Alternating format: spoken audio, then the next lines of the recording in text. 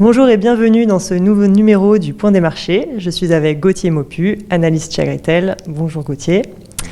Alors, la sortie hier soir du dernier rapport du département américain à l'agriculture a surpris les opérateurs. Que s'est-il passé ? Oui, c'est-à-dire que le marché a été très surpris du rapport USDA. Pourquoi ? Puisque donc c'était principalement sur les surfaces de maïs semées aux États-Unis que les opérateurs attendaient ce rapport. Et en fait, l'USDA, qui est le département américain de l'agriculture, a sorti des chiffres de surfaces semées plus hauts qu'attendus, c'est-à-dire qu'ils sont sortis à 90 millions d'acres contre 88 attendus, ce qui fait que, en plus de ça, le rendement du maïs américain a été relevé. Ce qui fait que la production s'est affichée en légère hausse par rapport au rapport dernier. Et donc, le marché a vraiment accusé le coup.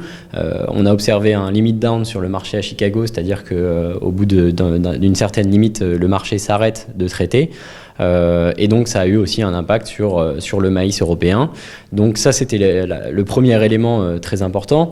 Ensuite, si on parle du bassin mer Noire, la production en Ukraine a été aussi relevée en forte hausse, c'est-à-dire qu'on atteint aujourd'hui un nouveau record à 36,5 millions de tonnes, principalement dû à un réajustement des surfaces qui ont été en hausse cette année par rapport à l'an dernier. Et donc, un marché du maïs qui est plus lourd que ce qu'on attendait dans ce rapport USDA. C'est pour ça aussi qu'il y a eu un impact assez baissier pour les cours. Et notamment sur les cours du blé, quel impact cela a-t-il eu ? Donc forcément, c'est vrai qu'il y a eu un impact assez baissier sur le marché du maïs. Donc maintenant, si on regarde un peu sur le blé, les principaux chiffres qui sont sortis dans ce rapport USDA ont été pas vraiment baissier pour le marché, c'est-à-dire que si on regarde en Russie, ils ont baissé la production, on se retrouve maintenant à 73 millions de tonnes, alors qu'il reste quand même pas mal de surface à récolter, tout ce qui est en blé de printemps jusqu'en Sibérie, finalement, c'est pas encore récolté. En Ukraine, pas vraiment de changement, au Kazakhstan, ils ont baissé un peu, donc si on regarde finalement la situation chez les principaux exportateurs, on se retrouve avec des stocks qui sont pas beaucoup plus lourds que l'an dernier, et donc une situation qui est pas vraiment baissière. Maintenant, c'est vrai que l'impact que ce rapport USDA a eu sur le marché du maïs qui était très baissier a fait aussi boule de neige et donc a entraîné le marché du blé à la baisse.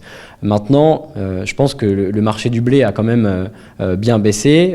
On a une compétitivité sur le blé Euronext qui est finalement assez bonne pour cette période de l'année pour le blé français, et donc des marchés export qui sont prêts à être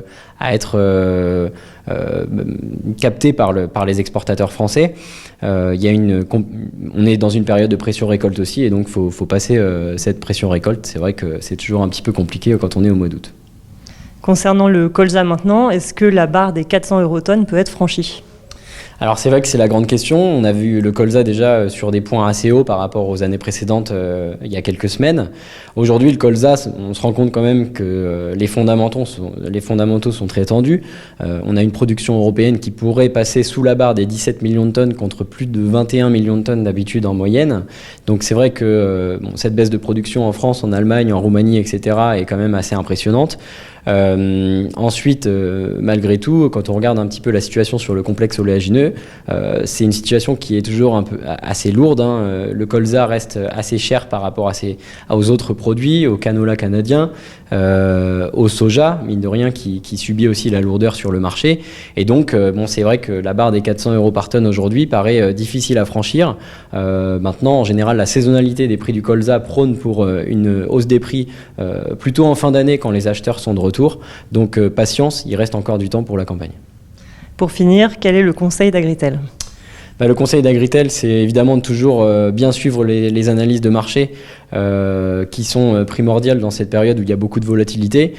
Je pense que par exemple le conseil qui serait à donner en maïs, ce serait d'avancer dans les ventes, puisque la pression qui arrive finalement des États-Unis, d'Amérique du Sud et aussi sur le bassin mer Noire pourrait encore faire baisser les prix. Donc voilà. Et ensuite, en blé, colza, il faut aussi évidemment bien suivre les analyses. Merci Gauthier. Merci à tous de nous avoir suivis. Rendez-vous dans 15 jours pour un prochain point des marchés. Retrouvez les analyses d'Agritel sur le service expert Grande Culture de Planchamp.com.